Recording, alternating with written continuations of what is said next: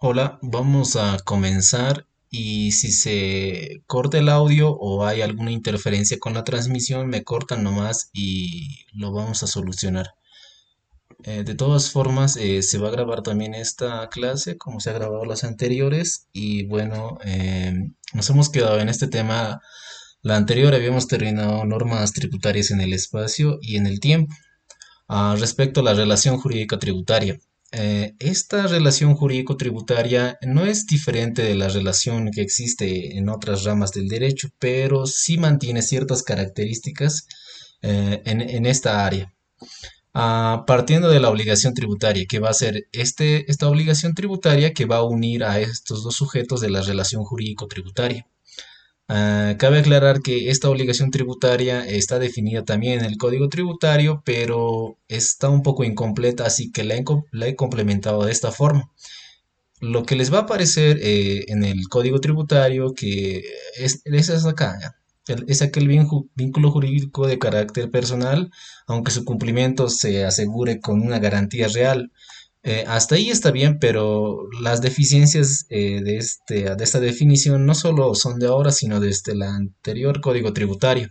Eso sí, si es que quieren dar una definición más completa, pueden usar esta de acá, en la cual se complementa y se parece mucho a la obligación en materia civil o a la obligación en general, de tal manera que pueden añadir que también es una obligación de hacer, no solo de dar, porque de dar son en el sentido de dar una suma de dinero. No lo van a confundir con la transferencia de un derecho real como es en el ámbito civil. Y acá lo vamos a poner para que se diferencie. Es de dinero.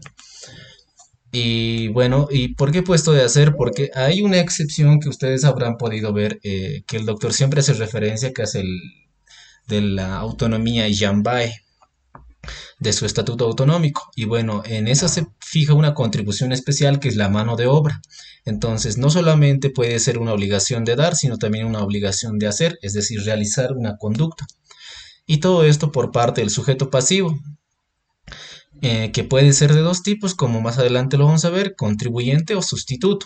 Y hay tres personas acá que van a ser muy ajenas a esto, y va a ser el tercero responsable y el agente de información, que tienen otras particularidades específicas que las vamos a desarrollar más adelante. Ahora, hay una clasificación respecto a la obligación tributaria, pero cabe aclarar que esta clasificación que está acá, que la he subrayado, no existe en nuestra legislación.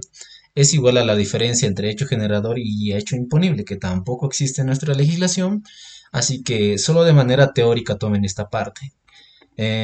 Obligación tributaria material, la primera clasificación, refiere a que en el ámbito del derecho sustantivo o en el fondo mismo de este derecho, de la parte material, hay una obligación que es común, que es la única que está presente, que es la obligación de pagar el tributo. Es decir, con esto se cambia y se modifica sustancialmente la realidad.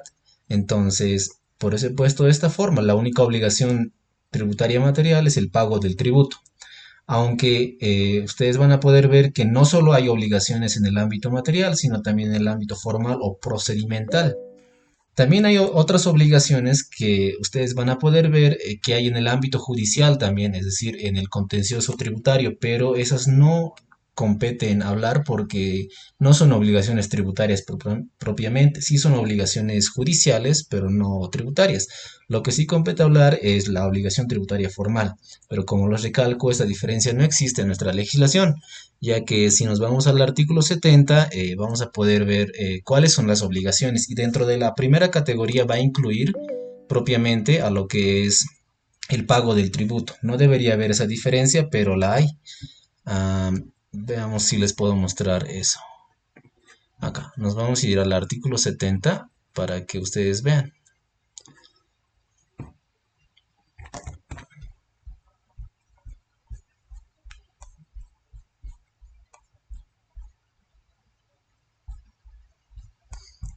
Está un poco arriba, denme tiempo.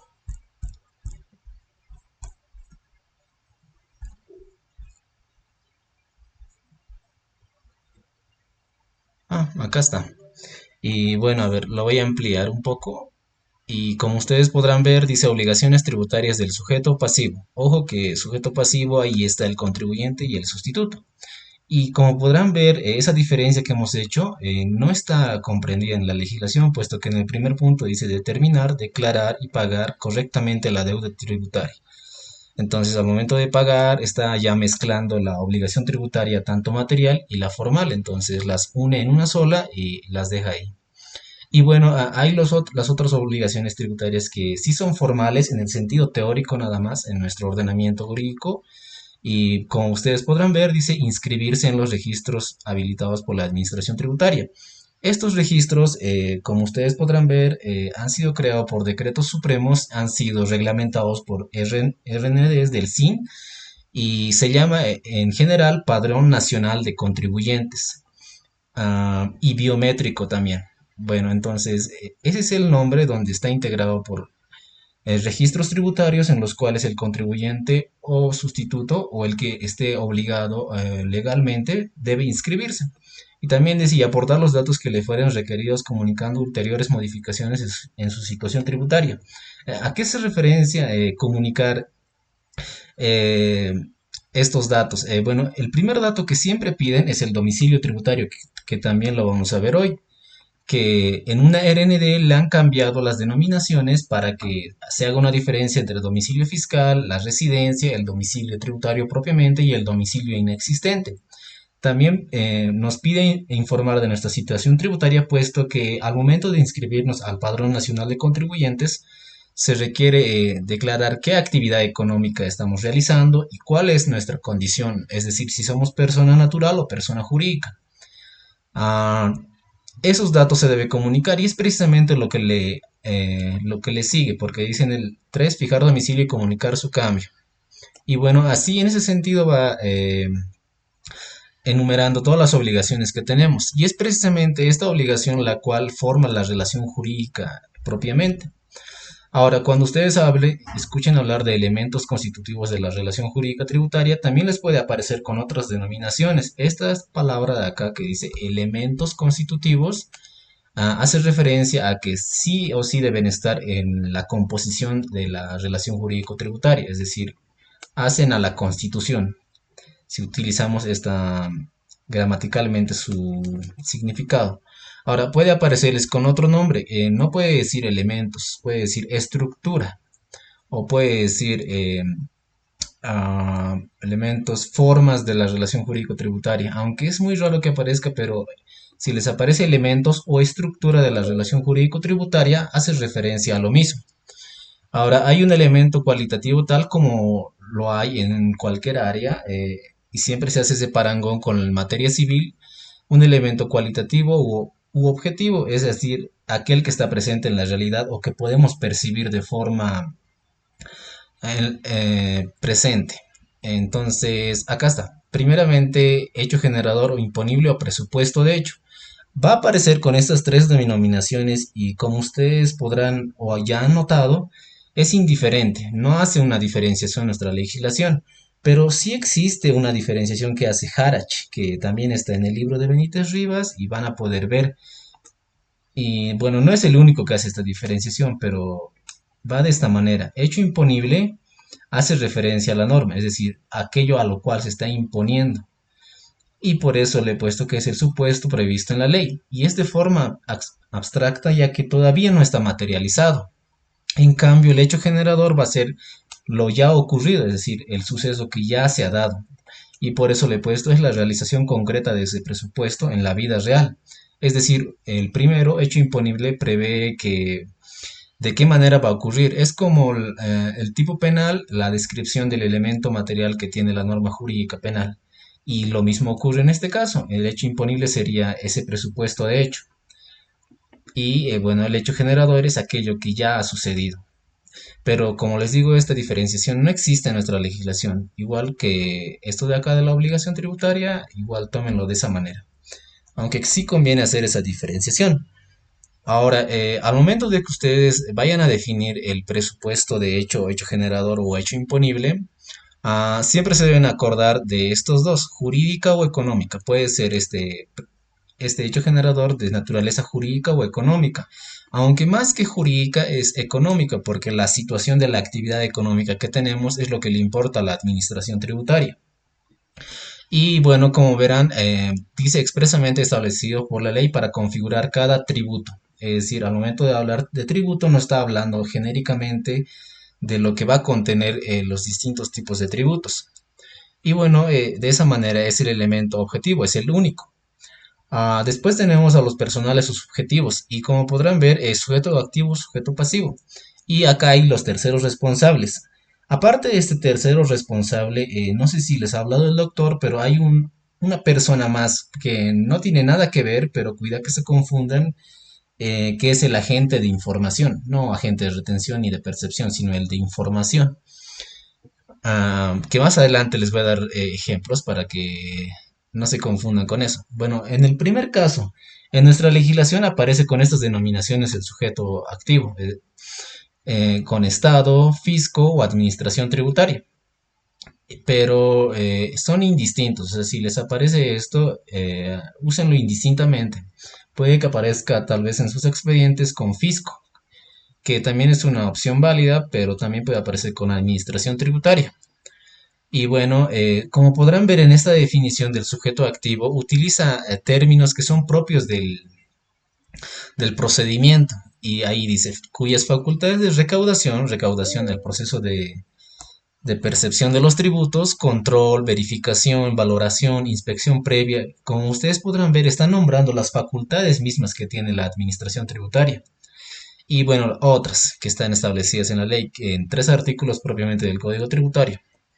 Y bueno, que también dice que puede ser de estos 3 tipos. Aunque aquí hay que hacer una aclaración. Estos son los datos del último censo, el del 2024, y como ustedes podrán ver, hay administración tributaria departamental, que son 9 departamentos, cabe decir 9 administraciones tributarias. Y bueno, así en ese sentido igual.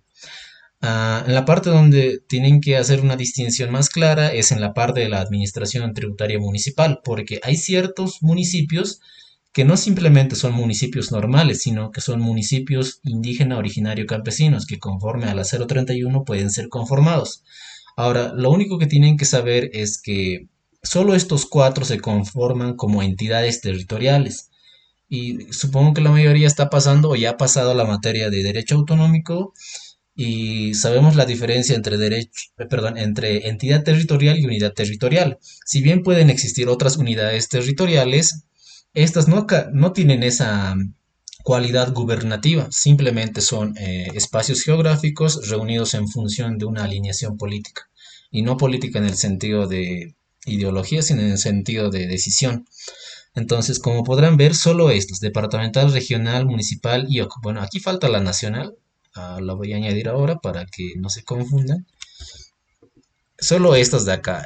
Cabe decir que si les aparece, por ejemplo, administración tributaria de una macro región, que es diferente a una región, o de una zona fronteriza o parecido, no tienen que tomarlo como una administración tributaria. Por ejemplo, en Cochabamba existe la región metropolitana de Canata, que agrupa 7 municipios. Esa no la deben tomar porque no es una administración tributaria que tiene cualidad gubernativa. Simplemente es una forma de organización territorial. Está, nacional. Entonces, solo estas deben tomar. Aunque si hablan de municipal, también tienen que saber que hay 8 municipios indígena, originario, campesinos, que también son administraciones tributarias, pero propiamente son las municipales 335. Y si les pregunta, tienen que hacer la suma simplemente de esto, que nos daría 343. Entonces, ahí lo tienen. Respecto al sujeto pasivo, que puede ser contribuyente o sustituto.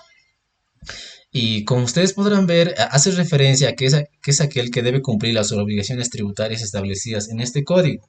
Y bueno, ustedes ya saben que en este código hace referencia al código tributario y además al artículo 70 y las leyes. Y bueno, que han sido incorporadas mediante modificaciones a al propio código tributario.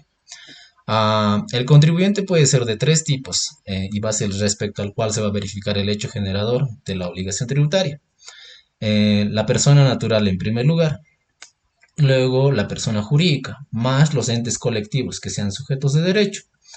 las herencias yacentes y la comunidad de bienes. Y bueno, acá he hecho una suma de otras más entidades carentes de personalidad jurídica, que constituyen una unidad económica o un patrimonio separado, susceptible de imposición. Y esta palabra es la que deben memorizar, que es, a pesar de que exista una unidad económica o una conformación de personas que funcionen como un ente, si no son susceptibles de imposición, entonces no pasa nada, pero sí o sí deben ser susceptibles de imposición para que sean consideradas como contribuyentes. Ahora, la pregunta del millón que siempre he visto que el doctor hace en sus exámenes es si la capacidad jurídica y la capacidad de obrar importan en el derecho tributario, y acá se los he puesto y también está en el código, prescindiendo de su capacidad según el derecho privado, es decir, no importa.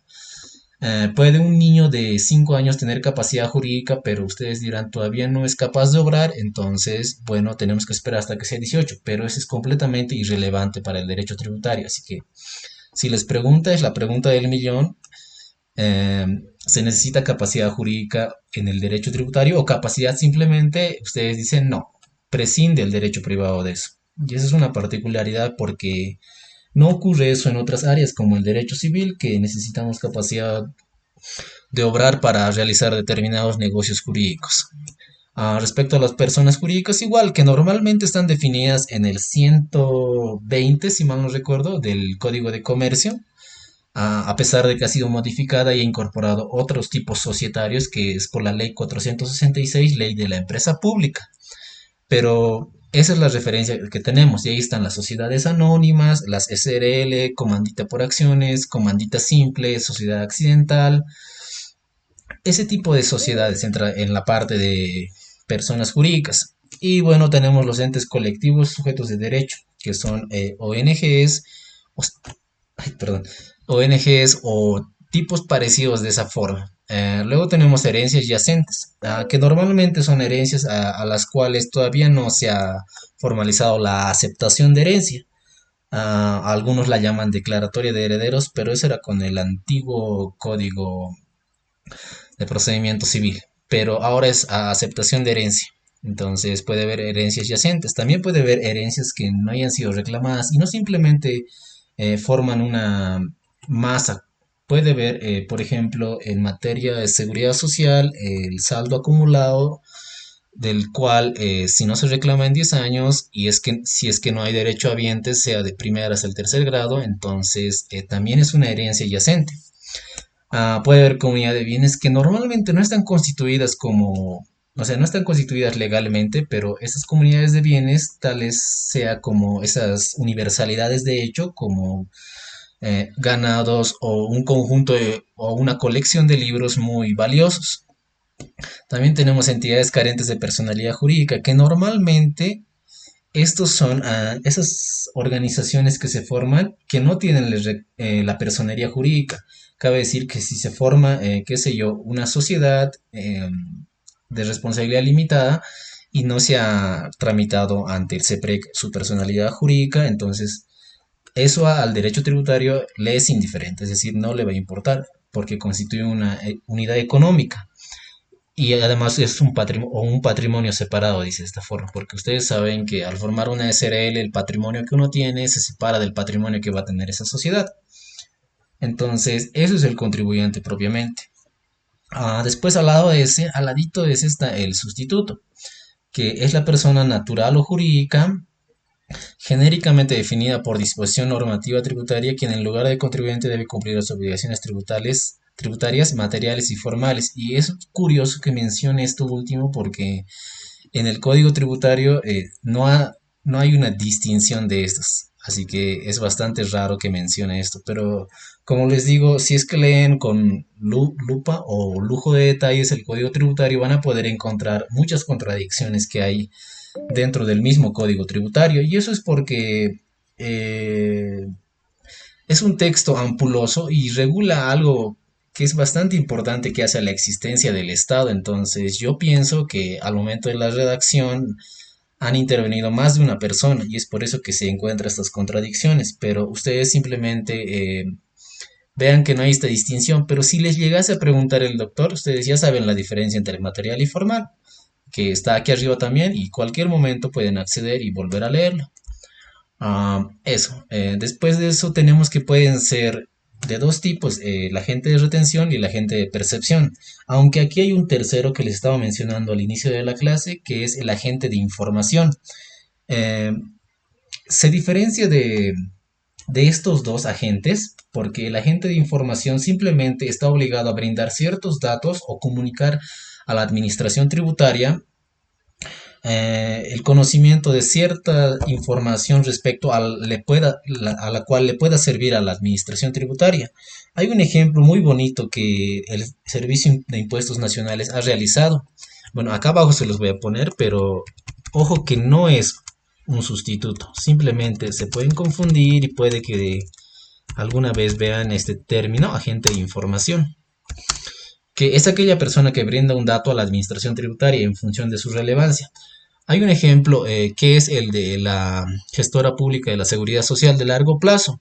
¿Qué ha pasado? El Servicio de Impuestos Nacionales lo que ha hecho es, mediante una RND, comunicarle a la gestora pública de la Seguridad Social de largo plazo que debería brindar lo que es los datos de los asegurados, tanto independientes, dependientes y consultores de línea o consultores por producto. ¿Para qué les iba a brindar estos datos? Bueno, para que la administración tributaria sepa cuál es el ingreso presunto que están teniendo estos asegurados y de esta forma imponer si es que corresponde determinados tributos como ser el RCIVA. Entonces, a partir de esto, se le ha designado a la gestora pública de la Seguridad Social de largo plazo que sea agente de información y les remita. Y esto para evitar la defraudación tributaria. Pero como les recalco, esto no es un sustituto, simplemente a manera de distinción. Así que se los estoy tachando. Aquí lo voy a poner para que no se confundan. No es sustituto, es diferente. Pero también lo pueden buscar en el código tributario y también hay una RND que se les he subido al Drive que les he compartido para que ustedes lean un poco respecto a las condiciones que ha establecido el SIM para que la gestora de información respecto a sus asegurados.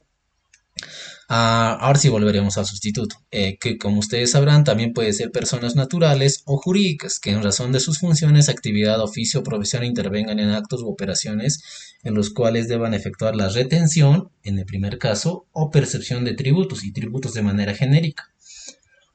Y luego emposar su importe al fisco. Cabe decir que al momento de mencionar esta definición, ustedes podrán notar que hay una figura que conocemos en el derecho civil, específicamente en obligaciones, que es la subrogación, y es precisamente lo que menciona más abajo en el mismo artículo. Es decir, que al decir asumiendo la obligación de imposar su importe al fisco, hay una subrogación que tiene su fuente en la ley, que es el Código Tributario. Entonces, ¿quién se subroga? Es decir, si el contribuyente necesita pagar o tiene que pagar el RCIO porque su sueldo supera los 11.442, si mal no recuerdo, actualmente, obviamente haciendo las deducciones de los dos salarios mínimos y el aporte de la gestora, en ese caso, el que le va a retener va a ser su empleador. Entonces, como ustedes podrán ver, ya no va a ser el contribuyente, persona natural, sino va a ser el agente de retención que está aquí abajo. Agentes de retención pueden ser personas naturales o jurídicas designadas para retener el tributo que resulte de gravar operaciones establecidas por ley. Entonces, ahí lo tienen. Y el ejemplo clásico que tenemos es el empleador. Y acá se los voy a poner.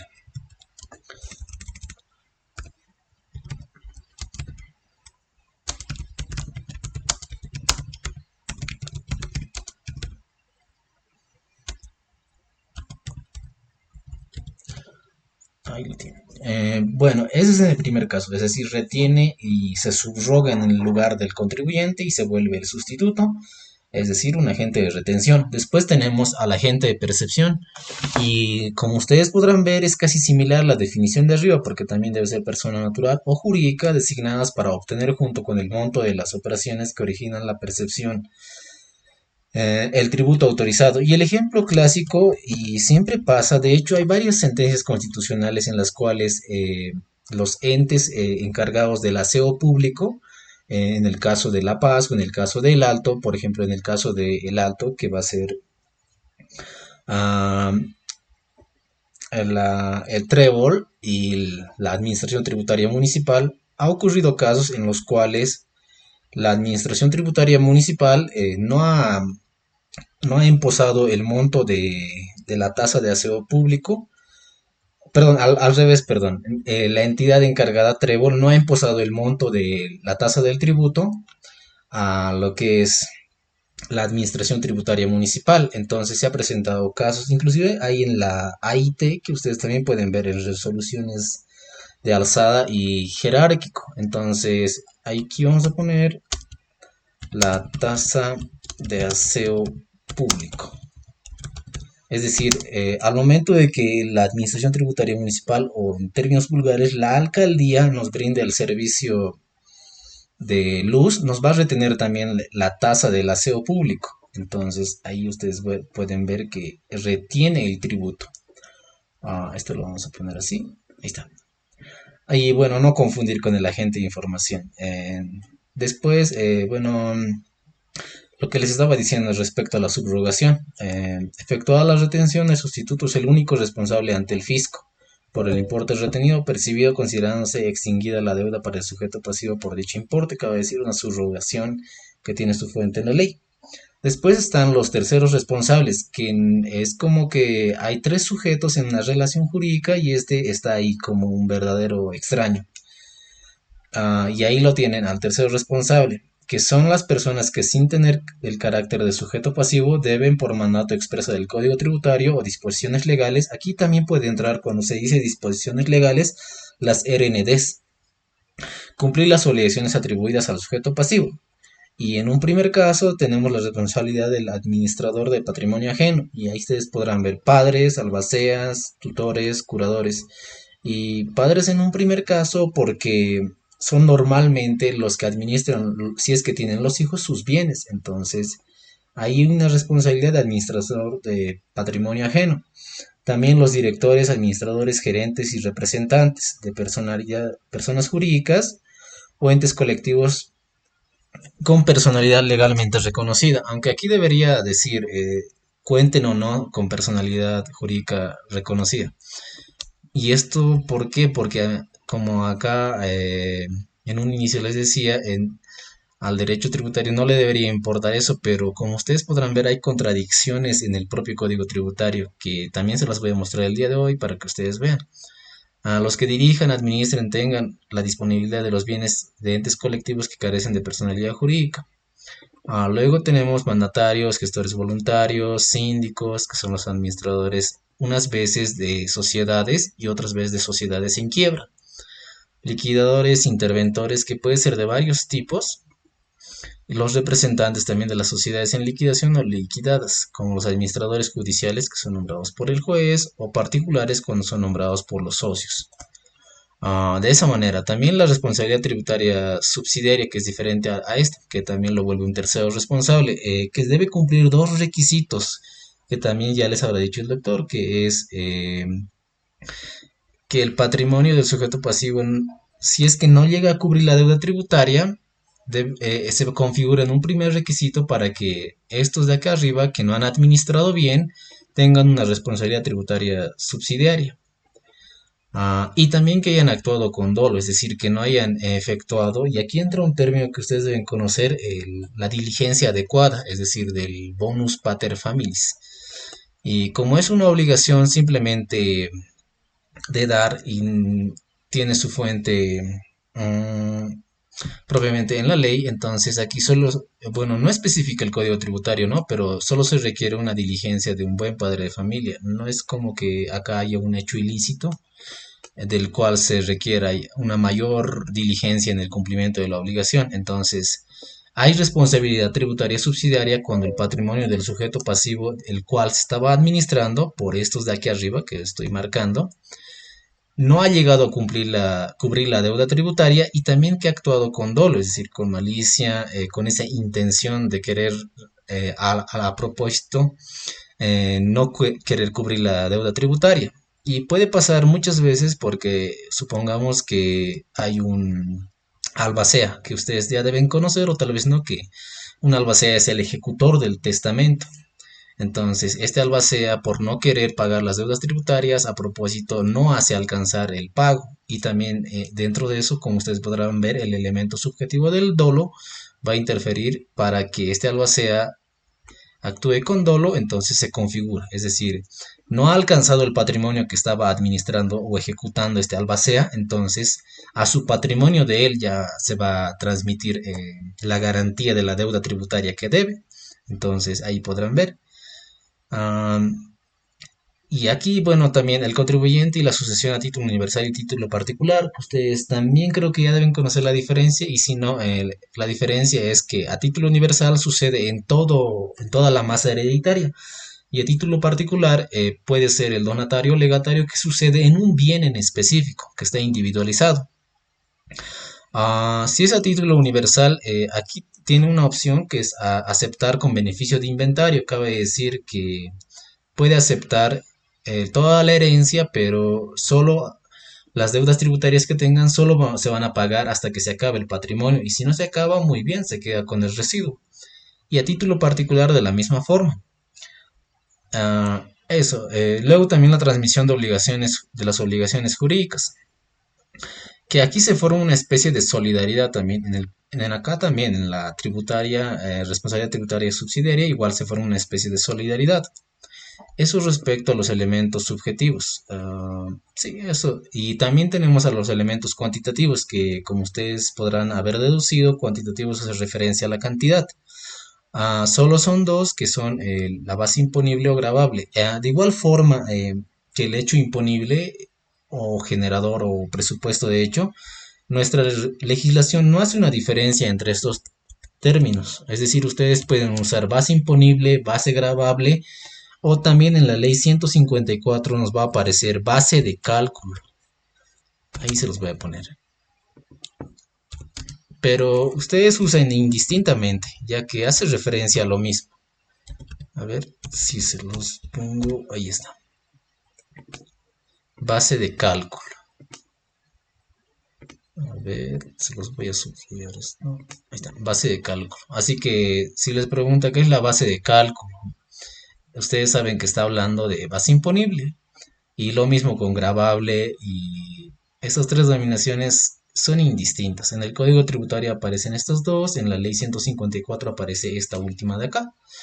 Y bueno, tiene que memorizarse estos tres, M, V, M, es decir, es la unidad de medida, valor o magnitud obtenidos de acuerdo a las normas legales respectivas sobre la cual se aplica la alícuota para determinar el tributo a pagar.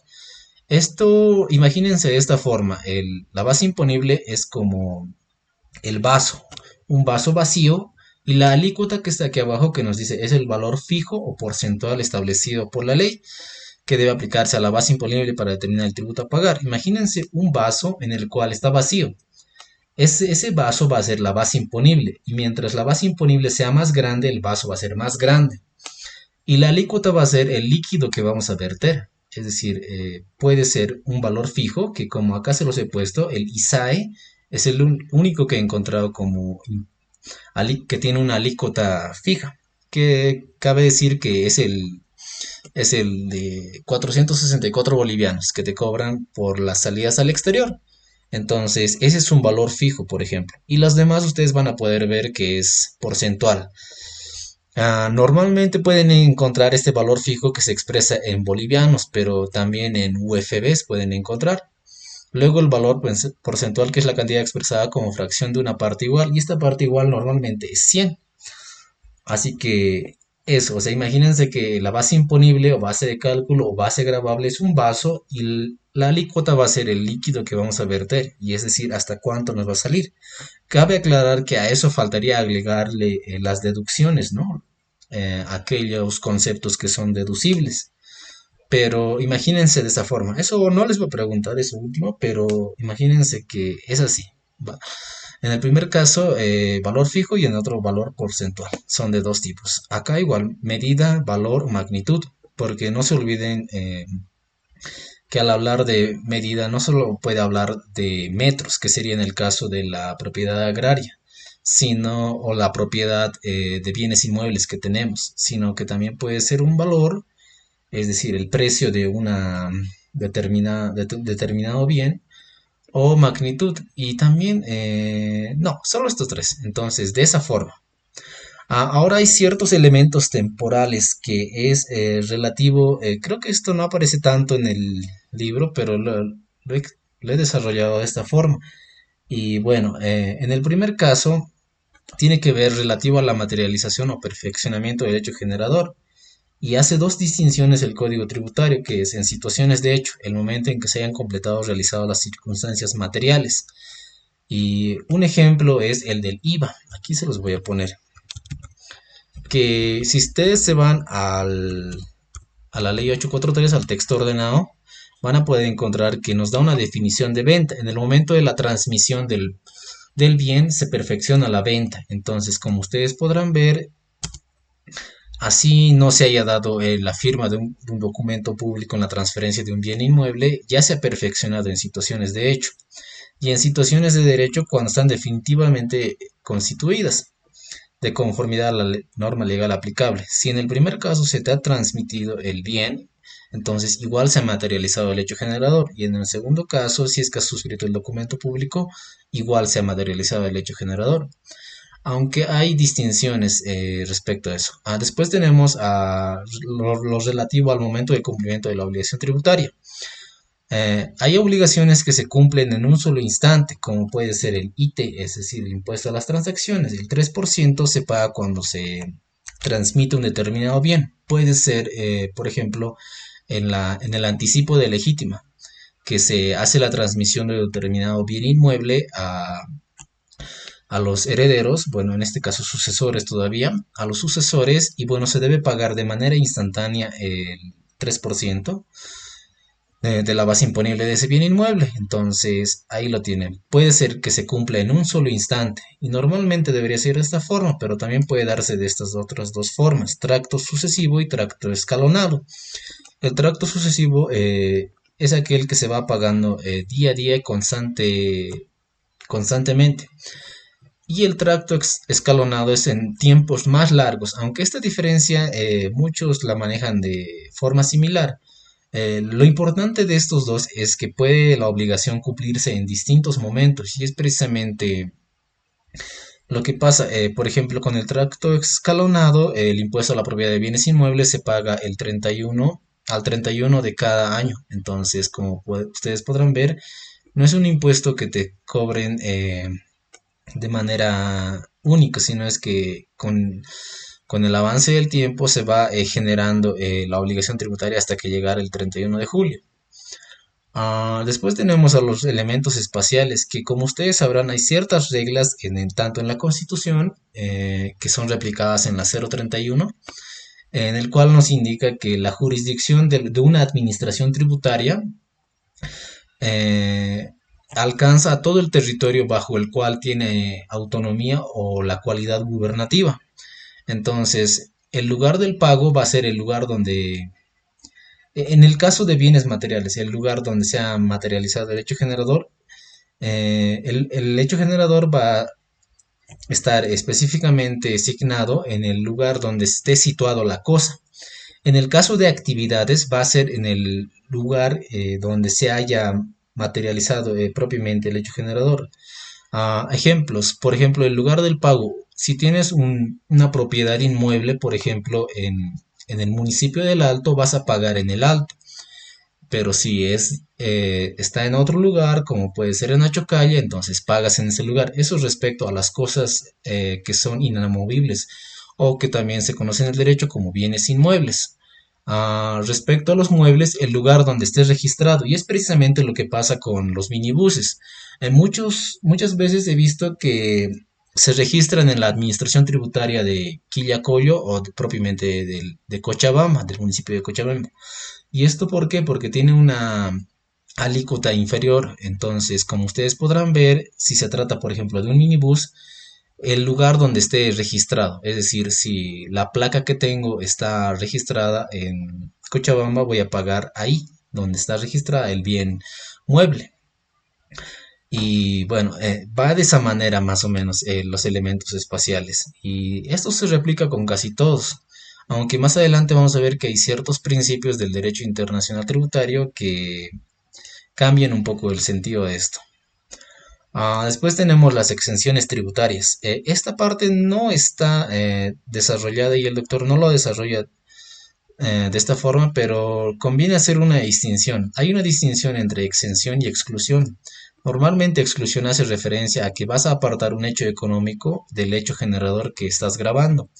Un ejemplo, en la exclusión se da, por ejemplo, las contribuciones especiales del derecho de la seguridad social, que las tenemos y propiamente el Código Tributario hace el apartado de que estas contribuciones especiales se van a regir por normas especiales. Entonces, a pesar de que son hechos generadores de una contribución especial, se apartan, es decir, se hace una exclusión. Y la exención es la dispensa, es decir, el perdón de la obligación tributaria, expresamente establecido por la ley.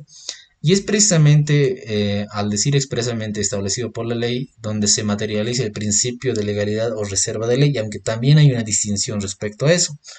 Pero el Código Tributario también, si ustedes se van al artículo 5 si mal no recuerdo, los pone como si fueran lo mismo. Pero de esa manera va las exenciones. Ahora, hay una clasificación, bueno, antes el método de interpretación, que es bastante importante, que igual se pregunta el doctor, ¿cuál es el método de interpretación que se utiliza en exenciones? Y es el método literal, es decir, tal como está establecido en el texto. Es decir, aplicas la letra muerta de la ley. Si dice que se va a aplicar la exención solo a beneméritos de la patria, entonces simplemente a ellos. No hay nada más que discutir, no se puede ampliar el término. O por ejemplo que se diga, se va a hacer la exención a las escuelas fiscales o públicas. Entonces no puedes tratar de ampliar ese término y tratar de decir, dice exención a las escuelas fiscales, pero fiscales, entonces las de convenio más van aquí. No puedes realizar de esa forma. Si dice fiscales, bueno, solamente a las fiscales, no a las demás que hay, a las privadas y a las de convenio. Entonces, ahí tienes. Bueno, ahora hay una clasificación que aquí me falta una, pero ustedes van a poder notar que en el Código Tributario normalmente hay estas de acá, inclusive con el último decreto que ha salido, en el cual también se hace una exención, ¿no? Ahorita se los voy a buscar para que se vea más ejemplificado y puedan ver. Hay un decreto en el cual se hace una exención y he encontrado que, ay, bueno, no funciona la página. Sí, sábados y domingos no suele funcionar, ni de la AIT. Así que, bueno, ya, no importa. Igual me acuerdo del ejemplo.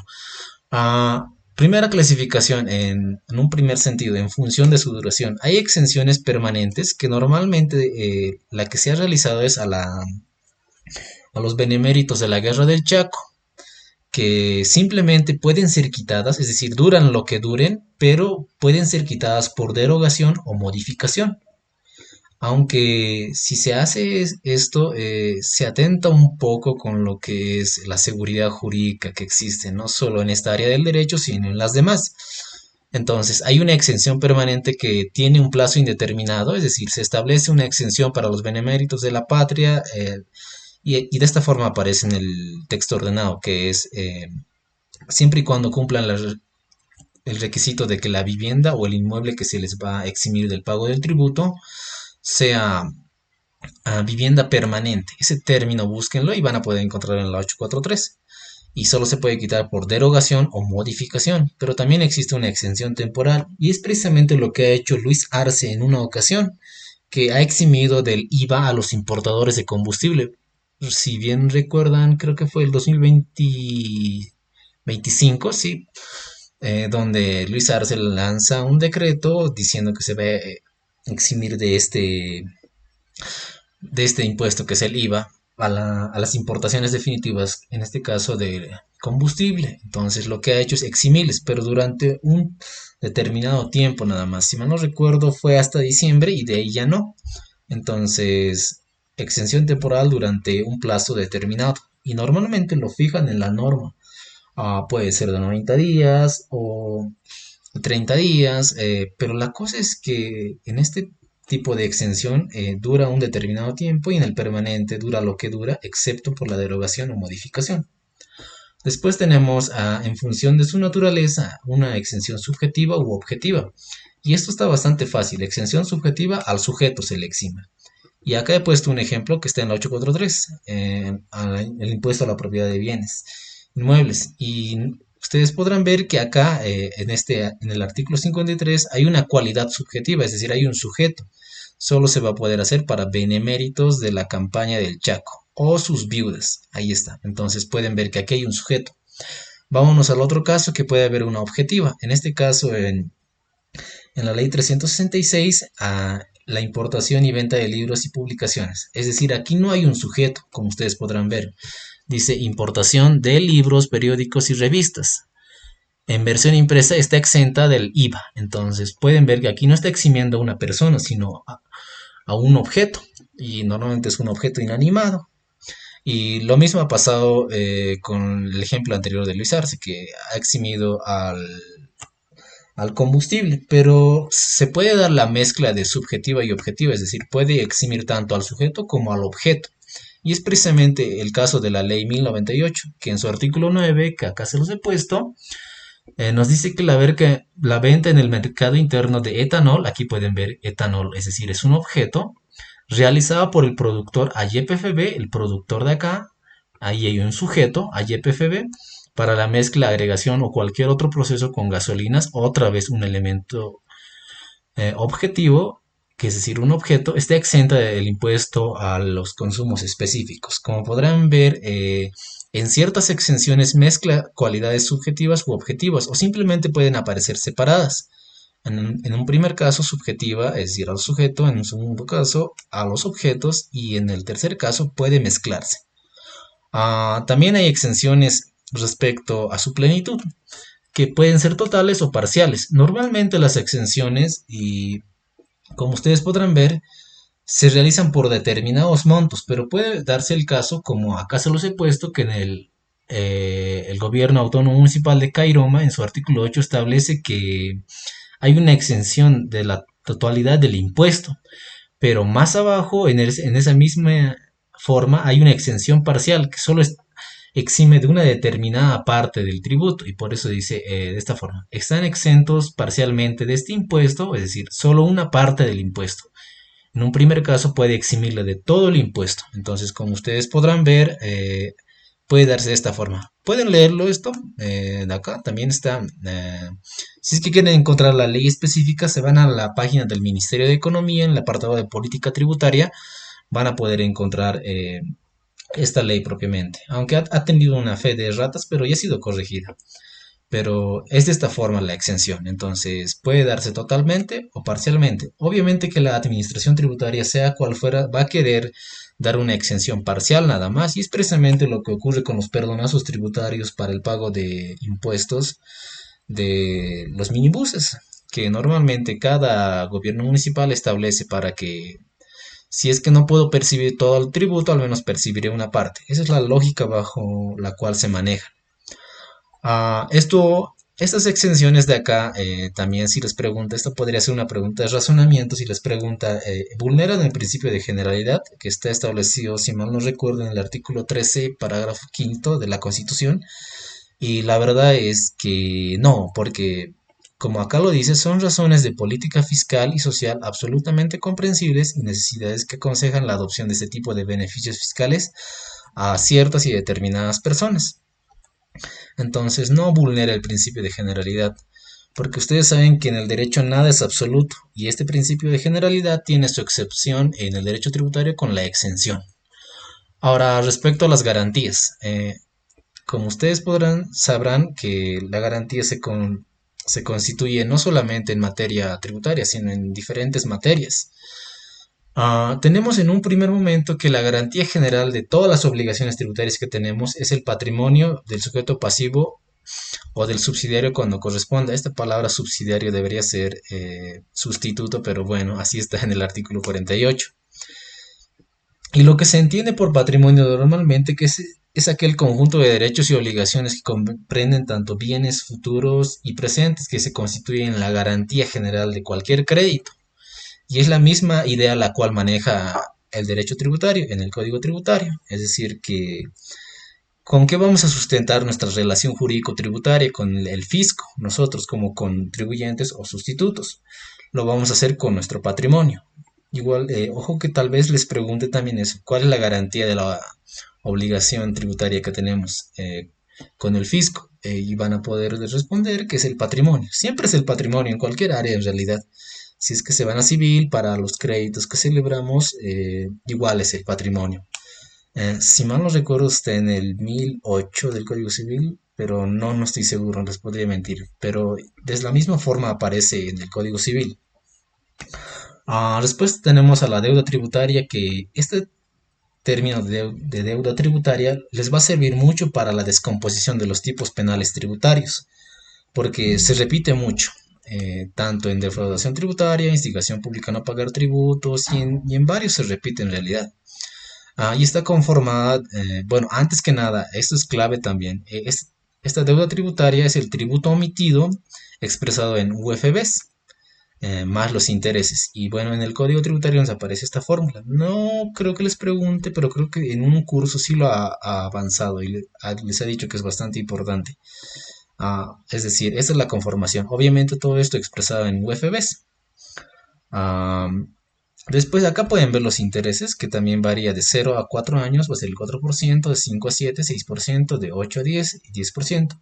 Si ustedes recordarán, María Galindo en su radio Deseo ha ido a enfrentarse al SIN porque un hombre tenía una deuda tributaria inmensa.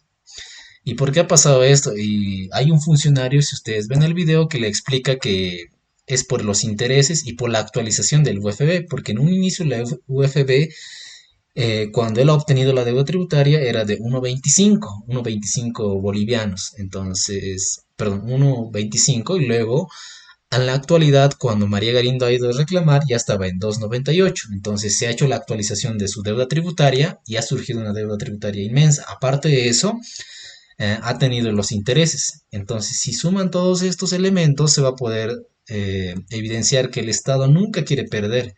Y es precisamente la esencia en la cual se maneja en el Código Tributario. Entonces, si no pagas, lo que va a hacer el Estado es actualizar tu deuda a las UFBs y segundo, aumentarte los intereses. Eso vas a tener que pagar. Ahora, ¿cuáles son los privilegios? Si ustedes se van al código tributario, van a poder encontrar discrepancias, pero no son tan relevantes. ¿Qué es lo que pasa? Esto igual de acá lo vamos a poner. Derecho de la seguridad social. Está en el artículo 49 y quiero mostrarles para que ustedes tengan un criterio más o menos de cuál es el orden de los pagos, porque cuando se hace la ejecución de cualquier sentencia, de cualquier título ejecutivo, lo primero que se ve es los grados, es decir, el orden de los grados y preferidos. Pero veremos qué es lo que nos establece tanto la Constitución como el Código Tributario respecto a eso. Aquí está. ¿Quién va a tener privilegio para ser pagado primero? ¿El Estado o la persona? Hay que hacer una distinción, porque si nos vamos al artículo 49, nos dice que la deuda tributaria tiene privilegios respecto de las acreencias de terceros. Es decir, en un primer momento, a la deuda tributaria se coloca por encima de todas las demás deudas que puedan existir. Pero nos hace una expresa mención que dice que con excepción de los señalados en el siguiente orden. Y en un primer caso, como ustedes podrán ver, dice los salarios, sueldos y aguinaldos devengados a los trabajadores. ¿Y eso qué nos quiere decir? El derecho tributario está primero, sí, pero el derecho laboral está aún en primer lugar. Ahí está. Entonces, el derecho laboral se coloca en un primer lugar. Y después tenemos al derecho de la seguridad social, que aquí dice, mira, los beneficios sociales de los trabajadores y empleados, las pensiones de asistencia familiar fijadas u homologadas judicialmente y las contribuciones y aportes patronales y laborales a la seguridad social. Aunque acá, como ustedes habrán notado, se mezcla el derecho de las familias y el derecho de la seguridad social, pero lo importante es que si bien el derecho tributario en un primer momento se coloca aquí arriba, en pocas palabras, este le plancha y se pone más arriba. Y después del derecho laboral está el derecho de las familias y el derecho de la seguridad social. Y después las otras deudas, que es el del ámbito civil y las demás. Entonces, vamos a ordenar esto, que está un poco, está mal. En un primer momento está el derecho laboral. ¿Por qué? Porque se ha colocado de esta forma. Bueno, he encontrado un razonamiento que quiere decir que el derecho laboral está en un primer lugar esos sueldos, salarios devengados, porque con eso va a subsistir la persona. Entonces, el sentido o el contenido filosófico de nuestro ordenamiento jurídico es primero la persona, luego el Estado. Entonces, en un primer momento, el derecho laboral, luego el derecho de las familias y el derecho de la seguridad social. Ahí está. Aunque este último del derecho de la seguridad social, por este artículo de acá de la Constitución, hay una discrepancia y se coloca por encima de todos los privilegios que puedan tener las demás áreas del derecho. Pero si les pregunta, está en este orden, o sea, derecho civil, derecho de la seguridad social y acá, al último, en el cuarto puesto, se encuentra el derecho tributario. Si les pregunta el doctor cuál tiene privilegio, entonces ustedes saben que está en cuarto lugar. Y estos derechos de acá, estos créditos que puede haber en estas otras ramas del derecho, están por encima del derecho tributario. Eso respecto a este tema, si tienen alguna duda o pregunta, me interrumpen nomás y vamos a pasar al otro tema.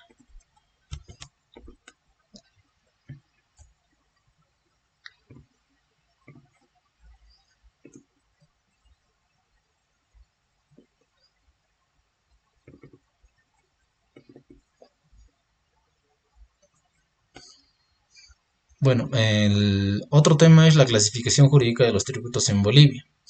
El tributo, ¿qué es? Una obligación en dinero que el Estado, ya saben, respecto solo a esas cinco categorías que tenemos, nacional, departamental, regional, municipal e IOC, como administraciones tributarias y ETAs, en ejercicio de su poder de imperio, este poder de imperio les puede aparecer como potestad tributaria y está bien porque potestad tributaria es la capacidad de imponer tributos a personas que se encuentren en un determinado territorio o lugares en los cuales se encuentran sujetos a la potestad tributaria. Impone con el objeto de obtener recursos para el cumplimiento de sus fines. Y estos fines están previstos en la Constitución. No recuerdo, creo que es el 8 o el 7 de la Constitución. A ver, vamos a ver, solo manera de ilustración.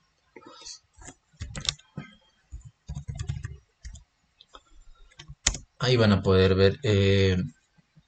Esa idea de los fines no es de ahora, cabe mencionar, sino es desde más antes que se ha manejado estos fines, porque cualquier constitución y cualquier estado siempre va a tener sus fines, pero el tributo precisamente le va a servir para eso.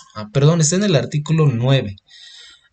Dice que el tributo se recauda, el Código Tributario menciona eso, para el cumplimiento de sus fines, y aquí están precisamente en el artículo 9. ¿Para qué va a recaudar tributos entonces? Para constituir una sociedad justa, armoniosa, aunque esto es más poético.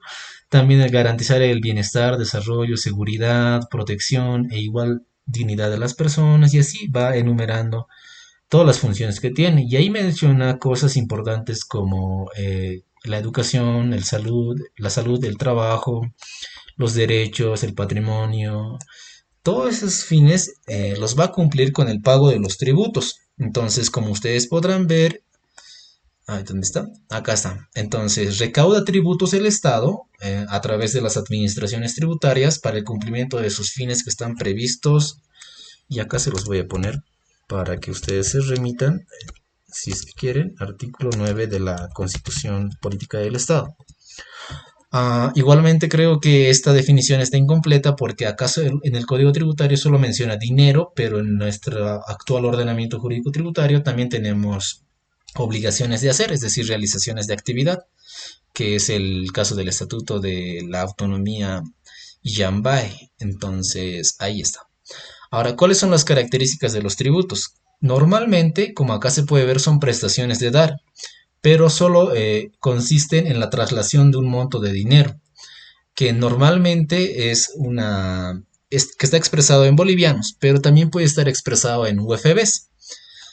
Y también que, como les decía, lo normal es que sean prestaciones de dar. Obviamente, cuando ustedes escuchen prestaciones de dar, deben excluir el hecho de que sea la traslación de un derecho real, simplemente es la traslación de dinero. Y también pueden ser de hacer, es decir, la realización de una actividad o conducta. Y en acá, como ustedes podrán ver, solo hay dos categorías de prestaciones de la obligación de dar, hacer, y la que está ausente es no hacer. Es raro y creo que no he encontrado ningún ejemplo, tampoco el doctor lo menciona, pero no hay obligaciones de no hacer como tributos. Podrían presentarse como contribuciones especiales, pero no. Pero si les pregunta, es una obligación de dar, es decir, una prestación de dar que consiste en la transferencia de dinero. También los tributos normalmente, y como casi todo, se impone con carácter obligatorio. ¿Por qué? Porque normalmente está en una norma y una de las características de cualquier norma es su obligatoriedad. También pueden ser simplemente creados por ley, aunque esto último de ser creados por ley se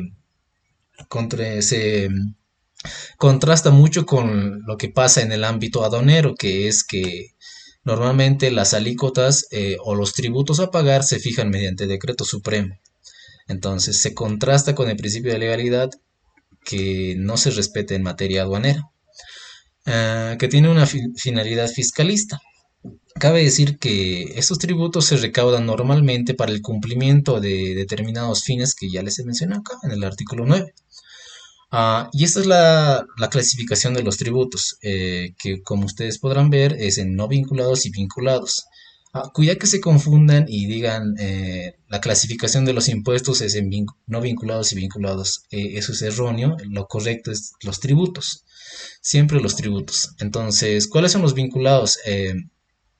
Aquellos que, a pesar de que se realicen, no tienen ninguna vinculación directa con lo que va a realizar el Estado, es decir, simplemente se establece la obligación, pero no va a haber ningún beneficio, ventaja u utilidad concreta, como dice acá, que va a recibir el individuo. Y es precisamente lo que pasa con el impuesto, que se establece en la ley y en su definición mismo está, como ustedes podrán ver acá.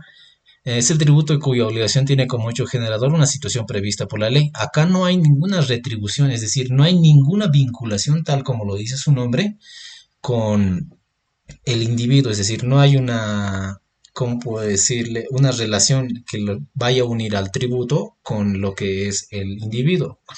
Entonces, acá no hay una vinculación, simplemente se establece en la ley y ahí queda. Y aquí he puesto que normalmente son los impuestos de dominio nacional los cuales se establecen, pero nada se opone a que sean los impuestos de dominio departamental, nacional, regional o IOC. Y también se los he puesto acá, el IVA, el RCIVA, el ITE, el ISAE, el ICE. Ahora, lo que sí hay es una subclasificación dentro del impuesto, que es el impuesto directo, que es aquel pagado directamente por el contribuyente, y el impuesto indirecto, que es el trasladado al consumidor o usuario incluido con el precio final, que sería el caso del IVA. Pero también hay un directo que va a ser, por ejemplo, el ISAE, que al momento de la salida al exterior en un aeropuerto te van a cobrar el monto de 464 bolivianos, si mal no recuerdo. Y bueno, ahí pueden ver que en un primer caso se paga directamente, en un segundo caso te lo cobran en el precio final del producto. Y si alguno de ustedes ha importado por Bolivox, van a poder ver, hay varias categorías, porque cuando ustedes pagan el precio del producto que se han traído, qué sé yo, de AliExpress o Amazon, están pagando el precio del IVA más en el precio final si se les incluye. Y es precisamente una aclaración que hace AliExpress al momento de la compra que te dice impuesto no incluido en el precio final. Te lo aclara específicamente para que no queden dudas, porque al momento de que va a ingresar a tu país se le va a agregar el IVA. Entonces, indirectamente, al momento de pagar el precio final, también vas a pagar el IVA. Eso en un primer caso. Ahora tenemos a los vinculados. El único no vinculado es el impuesto, que no se les olvide, porque no hay ninguna relación directa. El individuo no obtiene ninguna ventaja al pagar ese tributo. Pero en un segundo caso tenemos a los tributos vinculados, que son aquellos cuya obligación de pago nace cuando el Estado o los entes públicos, al prestar determinados servicios o ejecutar obras públicas en favor de personas individualizadas que utilizan esos servicios o se benefician con la ejecución de esas obras, percibe de los beneficiarios como contraprestación una tasa o una contribución especial. Entonces, ahí lo tenemos. Pero todos estos de acá, la tasa, las contribuciones especiales y las patentes municipales, son, no, perdón, son vinculados. Eso que se les quede. Y también se los he hecho una diferenciación, por eso he puesto estos, ¿qué se llaman estos? Estas viñetas para que se separe. En un primer caso vinculados, perdón, no vinculados y en un segundo caso vinculados. Lo que sí deben memorizarse para su examen es tasa, es decir, les va a preguntar su hecho generador y por eso ustedes podrán ver que el código tributario en esa parte sí es muy pulcra porque se los voy a subrayar acá, cuyo hecho imponible aparece en acá y en acá abajo aparece hecho generador. En todas va a aparecer. Entonces lo único que tienen que memorizarse de tasa, contribución especial y patente es su hecho generador. En un primer caso, prestación de servicios o la realización de actividades. Nada más. Prestación de servicios o realización de actividades. Les recomiendo que para estos conceptos que están establecidos en el Código Tributario siempre usen la memorización como un elemento que sí o sí deben usar porque les va a servir. No sirve tanto aquí reflexionar, sino que la memoria va a hacer la diferencia, porque esto sí o sí les va a preguntar, porque es bastante importante. Entonces, prestación de servicios o realización de actividades sujetas a normas de derecho público, que estén individualizadas en el sujeto pasivo, pero que cumplan estos dos requisitos. Que estos servicios o actividades sean de solicitud o recepción obligatoria de los administrados. Y en un segundo caso, que se establecida su reserva a favor del sector público por referirse a la manifestación del ejercicio de autoridad. Y ahí tienen el ejemplo de la tasa de alumbrado público. Aunque el doctor tal vez les ha puesto el ejemplo del CEGIP, ¿no? Cuando ustedes van a solicitar su carnet o su licencia de conducir, que en un primer caso se cumple el requisito porque la solicitud o recepción es para el administrado, para el que lo está pidiendo.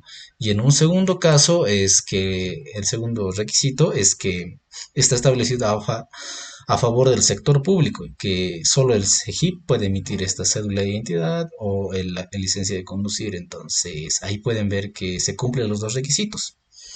Pero también puede ser esta, la tasa de alumbrado público, porque al momento de solicitar la conexión eléctrica también se solicita por el administrado y solo un ente, que es en este caso la Administración Tributaria Municipal, te lo puede brindar. Pero se los voy a cambiar esto por el del carnet que usa más el doctor, la solicitud de carnet de identidad al CEGIP. Ahí está, usen este ejemplo, que es el que siempre usa el doctor, así que les conviene si dan el mismo ejemplo en su examen. Obviamente de acá de la tasa se debe excluir el origen contractual, cabe decir en las obligaciones, perdón, en los contratos bilaterales sinalagmáticos perfectos, que normalmente es una compraventa, por eso te aclara específicamente que no es tasa lo que se va a recibir de origen contractual o la contraprestación recibida del usuario en pago de servicios no inherentes al Estado. También aquí conviene hacer una diferencia entre tasa y valor público. Normalmente la tasa es a partir de la prestación de un servicio, ¿no? O realización de actividades. Y el valor público hace referencia a aquel precio que no necesariamente va a ser pagado a un ente del sector público. Y es precisamente lo que pasa con el pago del pasaje del minibús. Ese va a ser un valor público y no una tasa. Cuidado que piensen que al momento de pagar el mini es una tasa, solo es un valor público que se pone. El precio que pone el minibús ha sido establecido por otro ente que es un ente público, pero esto no es una tasa porque simplemente el pago difiere mucho respecto a lo cual se vaya a solicitar, así que eso sí es un valor público y no una tasa. Entonces deben diferenciar eso, pero no les voy a preguntar, así que solo de manera teórica tómenlo. Después tenemos a las contribuciones especiales, que como ustedes sabrán también menciona que el hecho generador. En un primer caso, beneficios derivados de la realización de determinadas obras, actividades estatales y cuyo producto no debe tener un destino ajeno a la financiación de dichas obras o actividades que constituyen el presupuesto de la obligación. Y acá está el ejemplo de la autonomía que les estaba diciendo, la autonomía guaraní Charagua y Yambay. Que ustedes, si se van a su artículo 53, parágrafo 1, numeral 3, establece que hay una contribución especial que puede ser pagada tanto en especie, es decir, algún producto, mano de obra, es decir, la realización de una actividad, o en efectivo, es decir, dinero. Y como ustedes podrán ver, aquí se concurre la obligación de hacer propiamente. Entonces, difiere mucho del concepto de tributo que nos da el Código Tributario. También hay otro ejemplo acá que se los voy a decir, que es el de las contribuciones especiales de la seguridad social, que como ustedes sabrán, ese es el descuento del 1271, bueno, excluyendo las del corto plazo, ¿no? Bueno, en este caso de largo plazo del 12,71%, que esa también es una contribución especial, pero está regida por otras normas especiales, por su carácter propio de derecho social. Entonces, se podría ejemplificar de la siguiente manera. Se le quita ese monto al total ganado de los asegurados para financiar nada más que las pensiones que hay en el sistema integral de pensiones, nada más. Es decir, ese es un ejemplo clásico de contribución especial, pero que por su naturaleza está regulada por otras normas especiales, como es la 065, el Decreto Supremo 822. Y bueno, esas dos, entonces ustedes podrán ver que es una contribución especial, pero si les pregunta, aquí tienen el ejemplo de una contribución especial, que es el de la autonomía guaraní Charagua y Yambay. Inclusive pueden citarle el artículo más al doctor si es que les pregunta. Luego tenemos las patentes municipales, y que son aquellos tributos cuyo hecho generador consiste en el uso o aprovechamiento de bienes de dominio público, así como la obtención de autorizaciones para la realización de actividades económicas. Y aquí está el ejemplo más claro que tenemos, que es de la Ley Municipal Autonómica 217. Esto es de la ciudad de La Paz, donde para la realización de sus actividades económicas los abogados pagan patente a la Administración Tributaria de La Paz. Esto también es una pregunta. ¿Los abogados pagan patentes? Y si les pregunta de esa forma el doctor, ustedes tienen que responder sí pagan. Aunque esto difiere mucho porque solo es en La Paz esto. No sé si hay en otras administraciones tributarias o otros municipios, pero si les pregunta el doctor, ¿los abogados pagan patentes? Entonces la respuesta es sí. Aunque respecto a esto se ha presentado una sentencia constitucional para impugnar eso, pero le han declarado improcedente. Así que eso es una patente municipal, uso o aprovechamiento de bienes de dominio público. También hay un ejemplo claro aquí de esto, que es las autorizaciones que consiguen las comerciantes para asentarse y vender en las ferias. Eso también tienen como ejemplo de patente municipal. Pero he decidido poner esta porque es la que pregunta, bueno, la que ha preguntado año pasado varias veces, así que se me ha quedado bastante, y es esta ley. Aunque la ley no importa tanto, simplemente pónganle el ejemplo. ¿Cuál es la clasificación de los impuestos según la 154? Son estas de acá que ustedes podrán ver. Esta la he hecho en cumplimiento del artículo 324, si mal no recuerdo, de la Constitución. Vamos a verlo un rato. 324, si mal no recuerdo. Y lo que pasa es que este artículo ha hecho un reenvío específico para que una ley lo regule. A ver, está acá, está en el artículo 322, sí. Que, a ver, ¿dónde está? A ver, lo busco. Acá está, en el artículo 323 de la Consti. La ley 154 que clasifica los impuestos, lo que ha hecho es agarrar este artículo 323 y cumplir ese mandato que nos da la Constitución en su parágrafo tercero, que nos dice la LP mediante ley, y ahí está, clasificará, definirá los impuestos que pertenecen al dominio tributario nacional, departamental y municipal. Y como ustedes podrán ver acá, en lo que he puesto, es lo que ha hecho precisamente la ley 154, clasificar y definir, cumpliendo el 323, parágrafo tercero de la Constitución. Y bueno, la mayor parte de estos tributos sí existen, que están acá. Venta, transmisión de dominio de bienes, prestación y otra prestación cualquiera fuera de su naturaleza, que es el IVA. Importaciones definitivas, IVA también. Obtención de rentas, RC-IVA. Transacciones financieras. Esto era el ITF, que ya no está vigente. Así que este sería el único que no está cumpliéndose, el de las transacciones financieras, que ya no está. Lo que sí nos ha quedado es el impuesto a las transacciones, pero el ITF, el impuesto a las transacciones financieras, ya no está. Luego tenemos las salidas al exterior, que es el ISAE, que es el de 464 bolivianos, siempre se me olvida, pero igual lo pueden buscar. Actividades de juego de azar, el impuesto al juego, producción y comercialización de recursos naturales de carácter estratégico. Aquí tenemos dos, que es el impuesto especial a los derivados, no, a los hidrocarburos y el IDH. Ay, ya me confundí, pero son estos de acá. Les voy a mostrar. Es el IDH y el IDH propiamente. IDH. A ver dónde está.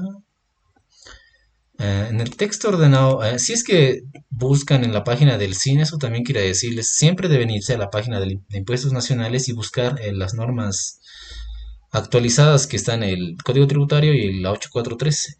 Como ustedes podrán ver, a cada rato van sacando modificaciones, entonces aquí pueden ver las actualizaciones. Vamos a un rato ver esto para que se les quede. A ver, lo cierro esto. Ahí está. Vamos a ver que hay dos impuestos en el caso de la producción de recursos naturales. Bueno, hay más, pero el doctor no los considera como impuestos, que es la regalía minera y la patente minera. Y también si les pregunta sobre la patente minera y la regalía minera, para el doctor no son impuestos. Pero yo creo que sí, pero eso los dejo igual a su criterio. Ustedes decidan si es un impuesto o si no es un impuesto. A ver, ¿dónde está?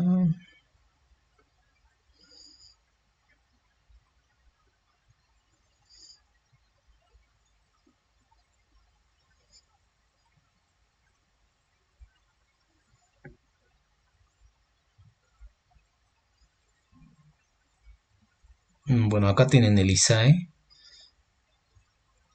Acá está, impuesto especial a los hidrocarburos y sus derivados. Ese es en un primer caso. A ver, esto vamos a cerrar. Aquí está. Cuando dice producción y comercialización de recursos naturales, está el impuesto especial a los hidrocarburos y sus derivados. Y también tenemos al IDH. Y aquí se podría incluir la patente minera y la regalía minera, pero como les digo, el doctor no lo considera impuesto, así que bueno, eso es discutible. Pero eso es en un primer caso del dominio tributario nacional. Luego tenemos al departamental, a la sucesión hereditaria y donaciones, que este aparece en muchos casos como el a la transmisión de impuesto a la transmisión gratuita de bienes inmuebles o muebles. Entonces ahí tienen un primer caso. La propiedad de vehículos a motor para navegación aérea y acuática. Esta de navegación aérea y acuática lo van a encontrar en un primer caso en Beni. Ahí aparece por la composición misma, ¿no?, de su geografía. Afectación al medio ambiente, excepto las causadas por vehículos automotores y por actividades hidrocarburíferas. En este caso se paga la distribución del IDH a los departamentos productores y a los que se ven afectados, siempre y cuando no constituyan infracciones ni delitos. Y para el dominio tributario municipal, ustedes conocerán también los más conocidos que están acá: la propiedad de bienes inmuebles urbanos en un primer caso y rurales en un segundo caso. Entonces, este es el que más conocemos, impuesto a la propiedad de bienes inmuebles, que esta es una competencia compartida que ha sido generada por el texto ordenado, la 843, para que todos los gobiernos municipales desarrollen su propia ley. Después, sí, la propiedad de vehículos automotores terrestres, que ustedes conocerán, el impuesto de los minibuses, de los autos, motocicletas, etcétera. También la transferencia onerosa de inmuebles y vehículos automotores por personas que no tengan por giro de negocio esta actividad ni la realizada por empresas unipersonales y sociedades con actividad comercial. También el consumo específico sobre la chicha de maíz. Este no he encontrado, pero año pasado le pregunté al doctor y me dijo que sí existe en Tarija, así que habría que buscarlo también en la página del municipio de Tarija o tal vez en la página del Ministerio de Economía. Y luego otro hecho generador, que es el medio ambiente por vehículos automotores, siempre y cuando no constituyan infracciones ni delitos. Entonces pueden verlo de esa manera. En este último apartado se los he colocado otros tributos, que es la regalía minera, la patente minera, que el doctor considera que no son tributos. Aquí, perdón, no son impuestos. No son impuestos. Se los voy a poner porque por ahí nomás lo leen después en sus tiempos libres y dicen, ah, pues esto más, pero no. Este sí, impuesto directo a los hidrocarburos, sí es un impuesto. También el impuesto especial a los hidrocarburos y sus derivados. Pero hay estos otros tributos que estarían incluidos en este último hecho generador que nos da la 154. Pero para el doctor no, así que si les preguntan, no son. Pero si ustedes quieren investigar más de esto, van a poder ver que se cumple la estructura de un tributo. Pero nada que ver esto, a manera teórica nomás. Después tenemos esta sentencia constitucional de acá, que aparece también en su programa del doctor, que básicamente ha promovido la inconstitucionalidad de la patente municipal que ha sido creada, la que les estaba diciendo acá. Ha sido creada una patente municipal para que los abogados paguen este impuesto, pero la que ha interpuesto esta acción de inconstitucionalidad, en este caso concreta, ah, ha argumentado que los abogados ya estaban pagando otros tributos y que se estaba haciendo una doble imposición. Y ahí ha argumentado que el hecho generador que tenía esta ley autonómica, la de La Paz, aquí se los voy a subrayar, tenía un hecho generador análogo, es decir, similar al del IVA, al del IT y al del impuesto a las utilidades. Entonces, ahí pueden ver que estaba vulnerando el derecho al trabajo y que estaba vulnerando y estaba haciendo una doble tributación. Pero al final no se ha dado ese fundamento propiamente y mira, ha declarado la inconstitucionalidad no de lo que estaba pidiendo las recurrentes, sino de otra cosa ha declarado la inconstitucionalidad. Y ha quedado plenamente vigente que los abogados sí pagan patente municipal y que no es un hecho análogo a los demás tributos que están acá arriba mencionados.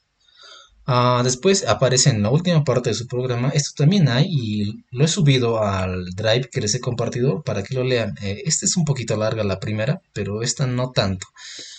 Igual forma, esto ha sido emitido por la JIT, es decir, ha sido una resolución jerárquica donde se ha establecido esto de acá. Esto sí es, hay que leerlo textual. La Paz, entidad financiera de vivienda en intervención, así se coloca cuando ha sido intervenida por la ASFI, representada por María del Rosario y la Administración Tributaria Municipal de La Paz, han entrado en disputa respecto al pago del impuesto municipal a transferencia onerosa por la transferencia de 67 inmuebles donde la Administración Tributaria de La Paz pretendía el cobro del impuesto argumentando que correspondía al dominio tributario municipal. Sin embargo, la entidad financiera ha dicho que este impuesto ya había sido pagado al SIN, es decir, al dominio tributario nacional, alegando que se trataba de una transferencia sujeto al IT. Y al final se ha determinado que, conforme a la disposición adicional segunda de la 317, las transferencias onerosas realizadas por empresas están fuera del dominio tributario municipal. Es decir, aquí ha entrado en esencia un elemento subjetivo, es decir, un elemento que es la empresa o sociedad como se conoce en Bolivia, y ha confirmado propiamente la resolución de alzada. Cabe decir que en este caso ha perdido el gobierno municipal de La Paz y ha ganado es la recurrente. Eso, si tienen alguna duda o pregunta, digan nomás y si no, vamos a pasar al siguiente tema.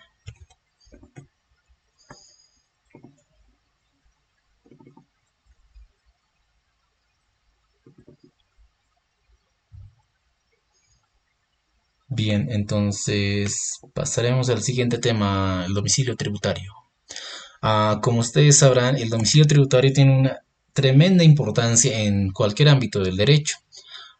Esta primera definición él es sacado del primer libro que ha publicado el doctor Villarroel y bueno, nos dice que el domicilio es el lugar donde la ley sitúa a una persona para la generalidad de sus relaciones de derecho.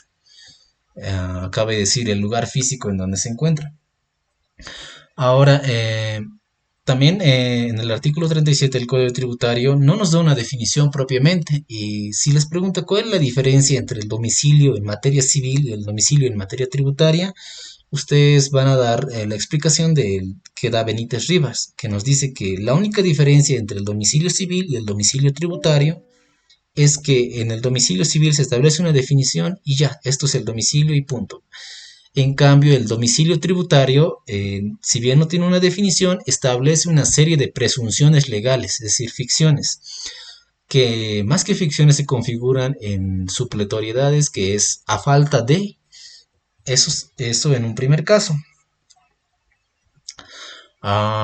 Bueno, el domicilio tributario, si les pide alguna definición, no hay en el Código Tributario, pero pueden dar esta de acá, que es el lugar donde la persona natural y jurídica o la ley señalan específicamente para sus relaciones materiales, en el caso del derecho tributario material, y administrativas, en el caso del derecho tributario formal, con la administración tributaria.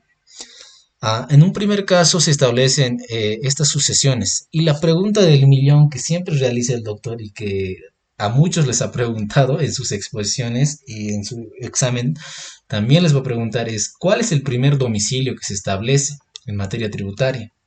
Y ustedes van a responder el que se fija en el Padrón Nacional de Contribuyentes y Registro Biométrico. Ese es el primero. Y si no me creen, vamos a la RND, aquí está. Y también he puesto este tema del Registro Nacional de Contribuyentes, que debería denominarse padrón, pero lo importante de esto es que en el Padrón Nacional de Contribuyentes Biométrico Digital, así está denominado, que ha sido modificado varias veces, se han ampliado definiciones. La última es de este año 2026, pero esta es la que tiene compilada, así que esta la he descargado. Ah, y ustedes podrán ver, y se les pregunta cuál es el primer domicilio que tiene el contribuyente, el sujeto pasivo, así de manera genérica, ustedes deben responder el que se ha fijado al momento de inscribirse al Padrón Nacional de Contribuyentes Biométrico Digital. Esa es la respuesta. Así que esa es la pregunta del millón igual, que siempre repite, así que ustedes ya saben qué responder. Cuidado que se vayan acá en el código tributario y respondan de esta forma respecto de las personas naturales y las personas jurídicas. Si bien esto sí es correcto, pero esto es supletorio. Por eso aquí mismo lo dice. Cuando la persona natural no tuviera domicilio señalado o teniéndolo señalado, el que hemos señalado en el Padrón Nacional de Contribuyentes Biométrico Digital, este fuera inexistente, a todos los efectos tributarios se presume que el domicilio en el país de las personas naturales es, y ahí en un primer caso va variando. Es decir, primero parte del domicilio tributario que hemos fijado en el Padrón Nacional de Contribuyentes. Aquí vamos a poner fijado en el Padrón Nacional de Contribuyentes y Biométrico Digital. Ese es el primer domicilio. De ahí parte todo. Y si no hay esto, como ustedes podrán ver, está en rojito. Si no hay recién nos vamos acá, que dice el lugar de su residencia habitual o su vivienda permanente. Ese es. Cuidado que les respondan esto de acá, que no es lo correcto. Esto de acá, nada que ver. Bueno, este sí, pero a falta de, o sea, a falta de que no haya este. Así que si les pregunta, esto de aquí siempre parten. El que está fijado en el Padrón Nacional de Contribuyentes y Biométrico Digital. Que bueno, que todos tenemos la obligación de inscribirnos siempre y cuando realizamos una actividad económica, ¿no? Ah, Después de eso, si no hay esto, va a ser el lugar de su residencia habitual o su vivienda permanente. Y si no hay esto, va a ser el lugar donde desarrolle su actividad principal. Y si no hay esto, nos vamos a donde ocurra el hecho generador. Ahí se va a fijar su domicilio. En el caso de las personas naturales. Y lo mismo pasa en el caso de las personas jurídicas. Y vamos a copiar esto de acá para que se quede. Ahí está. El primer domicilio siempre es el que está fijado en el Padrón Nacional de Contribuyentes y Biométrico Digital.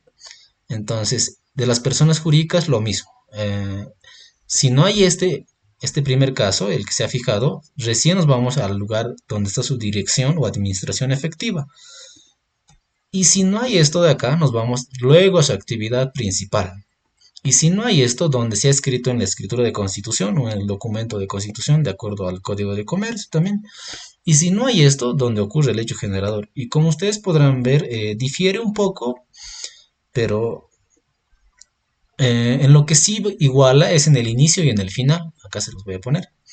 En el inicio es el que está fijado en el Padrón Nacional de Contribuyentes y Biométrico Digital. Y en el último caso es en el hecho generador, donde ha ocurrido. Ahí se va a hacer su domicilio tributario. ¿Y para qué nos va a servir esto? Bueno, antes terminaremos esta parte. Para las asociaciones de hecho o unidades económicas que carezcan de personalidad jurídica, porque se va a presumir que tienen personalidad jurídica y están conformadas, en el caso de personas jurídicas, como tipos societarios que están en el Código de Comercio, cabe decir sociedades anónimas, SRLs, en comandita simple, en comandita por acciones, las accidentales y etcétera, etcétera. Si no están con esos tipos societarios y están como asociaciones de hecho, en ese caso se van a aplicar las reglas establecidas a partir del numeral 2, es decir, en este de acá, donde se encuentra su actividad principal, es decir, del medio hasta el final. Ah, Ahora, ¿para qué nos sirve esto? ¿Cuál es la gran importancia del domicilio tributario? Pero antes, esta parte también es importante. ¿Por qué dice de domicilio de los no inscritos? Es decir, que como ustedes sabrán, tenemos una obligación tributaria de inscribirnos en los registros tributarios correspondientes. Pero, ¿qué pasa con los que no se han inscrito e igual han materializado el hecho generador porque desarrollan una determinada actividad económica? Entonces, su domicilio, tanto de las personas naturales y asociaciones o unidades económicas sin personalidad jurídica, va a ser donde el lugar donde ocurre el hecho generador, es decir, si no te has inscrito en el Padrón Nacional de Contribuyentes y Biométrico Digital, en ese caso se van a saltar todos estos cuadritos de acá y se van a ir al último, donde ocurre el hecho generador. Eso de los no inscritos.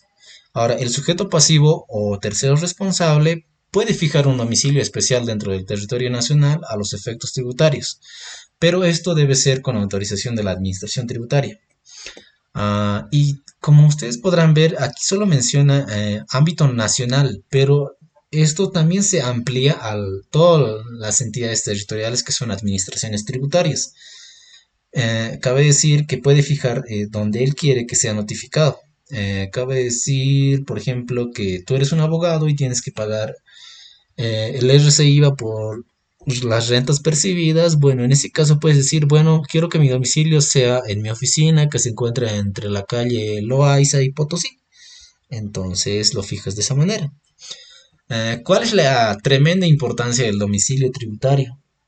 Que nos sirve para efectos de notificación y también para la forma en la cual nos vamos a comunicar con la administración tributaria. Y es por eso que una pregunta que también hace y también está en el Drive, si se van al apartado de cuestionarios, van a poder encontrar que el domicilio puede ser reemplazado por estos medios de notificación que nos mencionan en el artículo 83 del Código Tributario y la respuesta es sí, es como un sustituto. Así que si les pregunta eso, también ya saben qué responder. Ahora, respecto a la notificación que se puede realizar en el domicilio tributario, ahí tienen varios por medios electrónicos, personalmente, cédula, edicto. Y algo resaltante de esto es que ahora la tendencia es que se notifique mediante el buzón tributario que tenemos al ingresar a la página del Servicio de Impuestos Nacionales, donde normalmente se trata de notificar a todos los contribuyentes y es precisamente a lo que tiende la administración tributaria, es decir, que te notifiquen por buzón tributario, es decir, al momento de ingresar a la página del SIN. Ah, y bueno, como ustedes podrán ver acá se menciona varios modos. El más importante y resaltante sería el que te notifiquen tácitamente, es decir, que tú vayas, es decir, te acerques personalmente qué sé yo, a las oficinas del SIN y bueno, veas que te han notificado, entonces tácitamente ya has admitido la notificación. Y como podrán ver, en última instancia está la Secretaría que puede ser de la Administración Tributaria. Esa es la tremenda importancia. Lo demás, sí, no tiene tanta relevancia, pero esa es la importancia del domicilio tributario.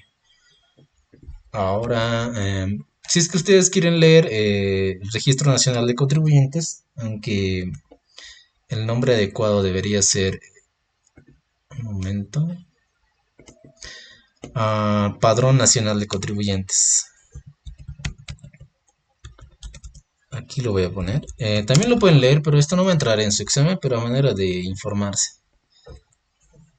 Biométrico digital, obviamente. No va a entrar en su examen, pero lo pueden leer. Es este de acá donde debemos inscribirnos. Ha habido una polémica por crear el régimen 7, si se acordarán, porque Espinosa, el que se ha comprado ese auto a un precio dudoso, proponía que ciertos comerciantes se amparaban en otros regímenes para evadir impuestos o defraudar a la administración tributaria. Ah, pero tenemos también en un primer caso el régimen general, donde deberían estar normalmente las personas que realicen estas actividades económicas, las de acá. Obviamente esto se ha establecido desde la 843 y bueno, también se ha establecido por decretos supremos, y que han sido confirmados por RND del SIN también, que está acá, que la pueden leer. El argumento era de que se había trasladado ciertos comerciantes a regímenes más simples, como es el régimen tributario simplificado, para pagar un monotributo. Y como lo dice acá, comerciantes minoristas nada más deberían estar acá, pero comerciantes mayoristas son los que se inscribían en este régimen. Y han propuesto crear el R7, pero un poco cuestionable ese argumento.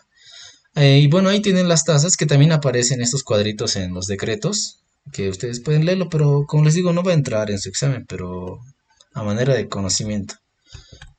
Eso, y bueno, si alguien tiene alguna duda, igual lo dice nomás, o si no, pasamos al siguiente.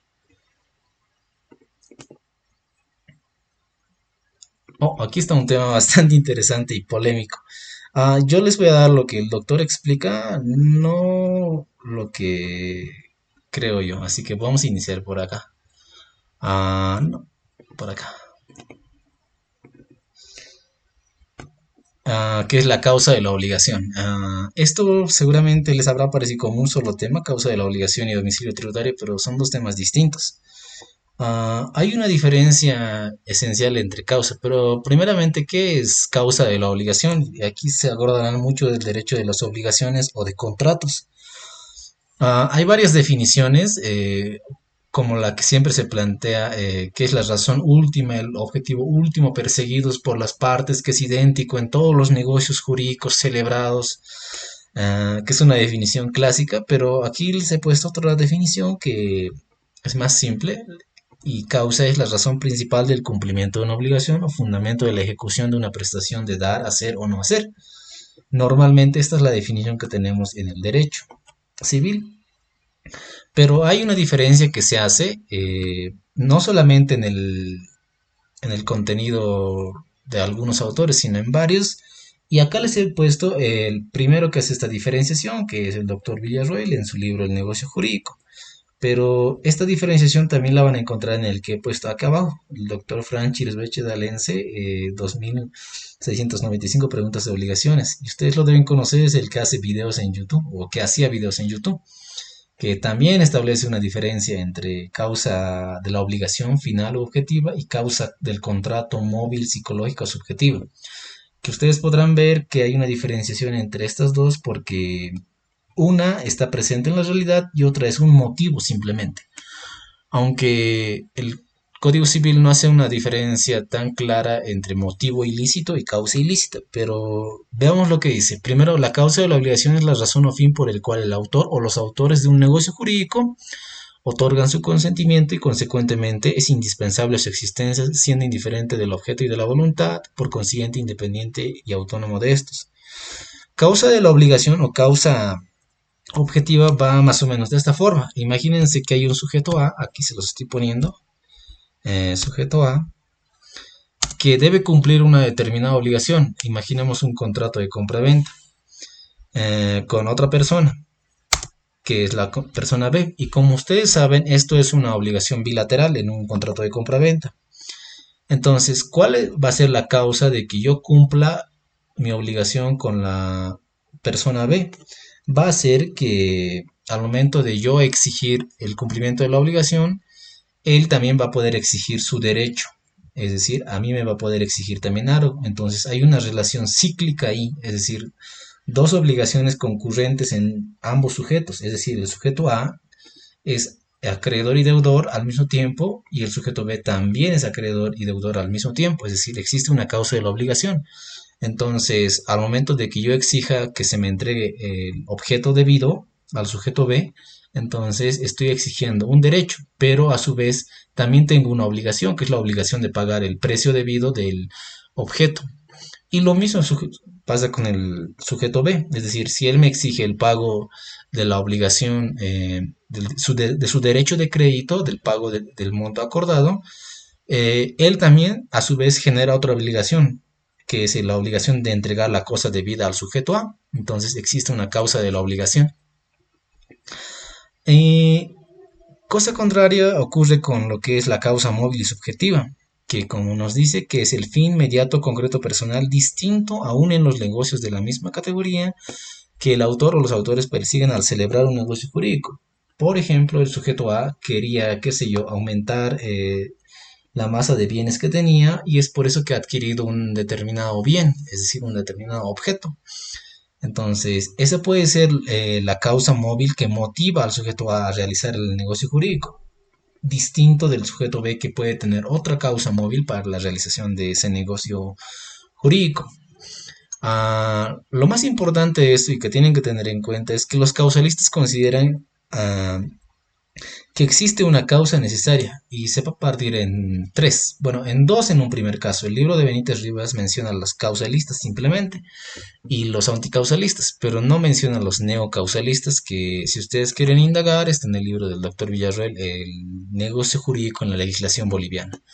Así se llama el libro. Entonces, los causalistas consideran que sí es relevante la causa, pero antes, esta diferenciación que acá se las he hecho no es tomada en cuenta por el libro de Benítez Rivas, así que simplemente de manera teórica igual. Ah, ¿Qué dicen los causalistas? Que existe la causa como beneficio obtenido por el Estado. Cabe decir que esa motivación personal que tiene el contribuyente sí es importante y como capacidad contributiva. Y también que se admite la causa por una razón determinante del tributo o puente entre el presupuesto de hecho y la ley. Entonces acá, en un primer caso, la fuente de la causa se manifiesta en la ley. Después también se admite como fin de la actividad pública o necesidad del Estado de obtener recursos sin relación de proporcionalidad con los servicios públicos. Y así va bajando todos sus argumentos que admiten a la causa, pero también admiten la causa de forma parcial con respecto al derecho tributario internacional. También respecto a los tributos con relación individual entre el deudor y el Estado, que normalmente estos son los tributos vinculados. Acá habría un argumento de falsedad que sería que ¿y dónde está el impuesto? Bueno, el impuesto simplemente tiene su causa en la ley. Eso es lo que nos dirían los causalistas, pero al lado de eso están los anticausalistas, los que se oponen y rechazan que la causa sea un elemento esencial de la obligación, en este caso tributaria. Y nos van a decir los anticausalistas que la noción de causa es inoperante porque en realidad no importa para la configuración del tributo, que carece de relevancia jurídica porque deriva simplemente de la ley y la ley no puede ser una causa en sí, simplemente no tendría sentido darle a la causa de la obligación un sentido de que pueda adquirir su fuente en la ley.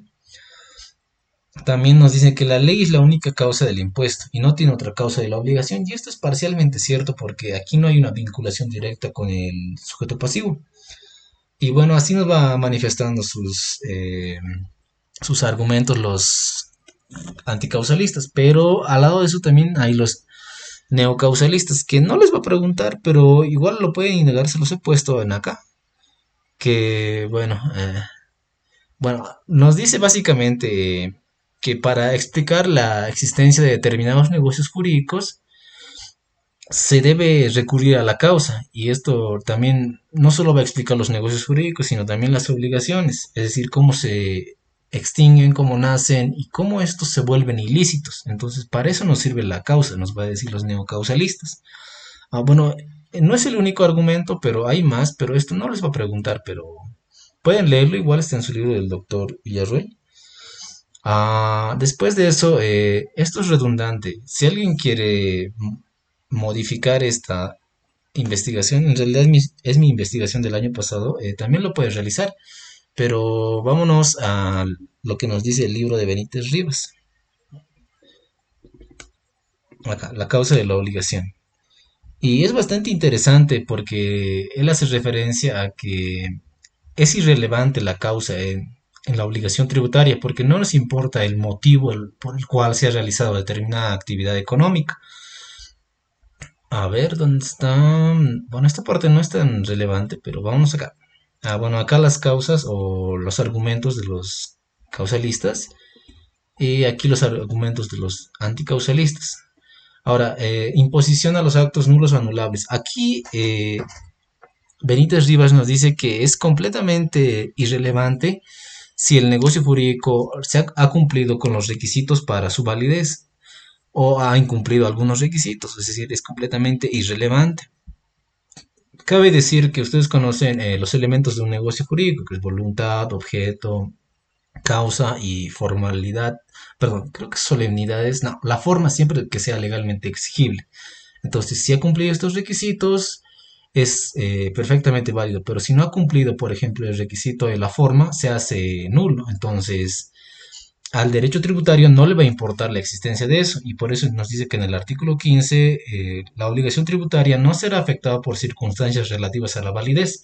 Y ustedes saben que validez significa cumplimiento de requisitos de los actos o a la naturaleza del objeto perseguido por las partes. En esta parte hace referencia a que normalmente se usan ciertas formas jurídicas para evitar el pago de tributos. Por ejemplo, se trata de hacer una compra-venta a los hijos en forma de anticipo de legítima, pero es un contrato simulado y lo que correspondería sería en realidad el anticipo de legítima propiamente, ni por los efectos que los hechos o actos grabados tengan en otras ramas jurídicas. Entonces, es completamente irrelevante la causa para el derecho tributario, es decir, igualmente se le va a hacer la imposición del tributo. Respecto de eso también, ¿dónde está? Ay, no se quiere mover esto, un momento.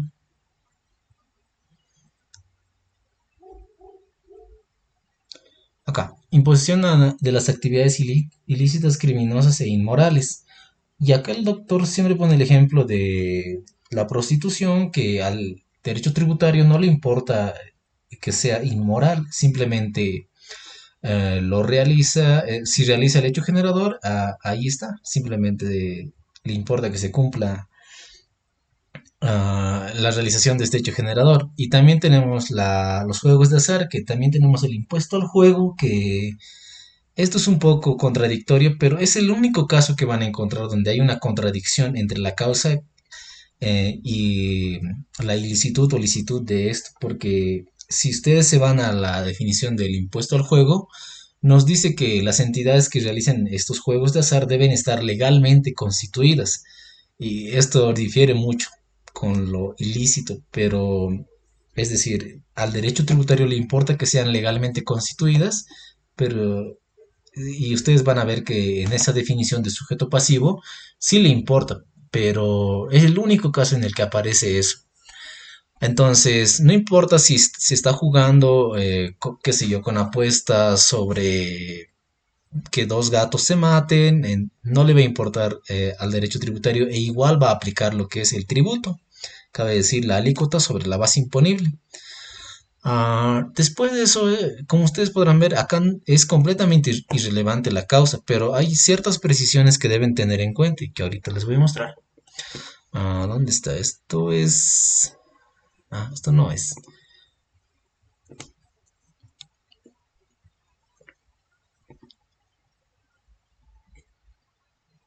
Acá. Veamos esta parte que es bastante interesante aquí está. Si es que se van a esta parte, en un primer caso, ¿dónde está? Validez de los actos. Aquí está. La obligación tributaria no será afectada, y vamos a leerlo de manera textual para que se vea la ejemplificación de mejor forma. Dice, la obligación tributaria no será afectada, sin embargo, aquí no está diciendo que no existe por ninguna circunstancia relativa a la validez o nulidad de los actos. La naturaleza del contrato celebrado y la causa. Ahí está, la causa. Entonces, como ustedes podrán ver acá, no va a ser afectada por la causa, dice. Pero no dice que la causa no existe propiamente. Cabe decir que si bien dice que no va a ser afectada y la obligación tributaria van a ser de todas formas, no se está mencionando que la causa no existe en el derecho tributario, simplemente no va a ser afectada. Ahora, respecto a eso, si se van también a la definición propia que nos da acá en esta parte, ¿dónde están? En las contribuciones especiales. Acá, no, en las ¿dónde está? En la tasa, aquí está. Y es precisamente este argumento que he presentado como investigación. Si ustedes quieren, lo pueden retomar. Como ustedes pueden ver aquí la manito. Ah, la recaudación por el cobro de tasas no debe tener un destino ajeno al servicio o actividad que constituye la causa de la obligación. Entonces, si el dinero que estoy dando para el aseo público se destina a otra cosa, por ejemplo, al pago de, qué sé yo, de viáticos a ciertos funcionarios, entonces aquí no hay una causa de la obligación. Entonces, perfectamente puedo pedir la devolución de esto. Y hay varias acciones para esto, pero la que es más conveniente es la acción de repetición que está prevista en el Código Tributario y también la devolución tributaria, pero esto depende más de un ente. El que sí nos compete es la acción de repetición. Ahora, ¿esto dónde debo plantearlo? ¿Ante la AIT? No, en realidad primero se plantea como un formulario que está en la página del SIN. Ahí debes solicitar la acción de repetición. Después, si en esa resolución que van a emitir sobre la acción de repetición te rechazan, ahí sí puedes activar los recursos, el recurso de alzada y perdón, el recurso de alzada y el jerárquico. Entonces ahí tienes dos. Entonces, en un primer caso te está diciendo que no será afectada la obligación. La obligación de todas formas nace, pero si se destina a un servicio, tiene un destino ajeno al servicio de actividad que constituye la causa de la obligación, se puede pedir la acción de repetición. Y en las contribuciones especiales lo mismo. Si ustedes se van a la última parte de acá, acá, eh, el hecho generador, es decir, los beneficios derivados de la realización de determinadas obras o actividades estatales, no debe tener un destino ajeno a la financiación de dichas obras o actividades que constituyen el presupuesto de la obligación. Aquí nuevamente nos está diciendo que hay una causa propiamente, es decir, que aquí se configura de que si esta contribución especial no se destina a lo que constituye su presupuesto, entonces aquí no hay una causa de la obligación, entonces se podría rehusar el pago del tributo. Y vuelvo al ejemplo de la seguridad social. Imagínense que se hace el descuento de tu total ganado y lo destinan no a pagarte pensiones, sino lo destinan, qué sé yo, a los juegos de azar. Entonces, ahí te puedes rehusar y puedes pedir la acción de repetición, pero como les dije, tiene una norma especial. Pero es un ejemplo nada más. Entonces, ya no hay una causa propiamente de la obligación. Entonces, ahí se desaparece. Entonces, eso es en dos casos que he encontrado que existe la causa de la obligación y que ustedes, si es que quieren, pueden investigar, pero si no quieren, igual de todas formas no pasa nada. Pero si les pregunta si la causa es relevante en el derecho tributario, el doctor, ustedes dicen que no es relevante, que puede imponer a actividades criminosas, ilícitas o inmorales y no le va a importar. Por ejemplo, en el caso de contrabando, no le va a importar que esté metiendo productos de manera ilegal y simplemente le va a imponer. Tampoco le va a importar si alguna sociedad o entidad colectiva se ha formado sin obtener su personería jurídica. Si ha realizado dividendos o utilidades, igual se le aplica el IUE, es decir, no le va a importar absolutamente nada la causa de la obligación. Bueno, hasta ahí alguien tiene algo de dudas y si no, damos por terminado la clase de hoy y nos estaríamos viendo el día de mañana.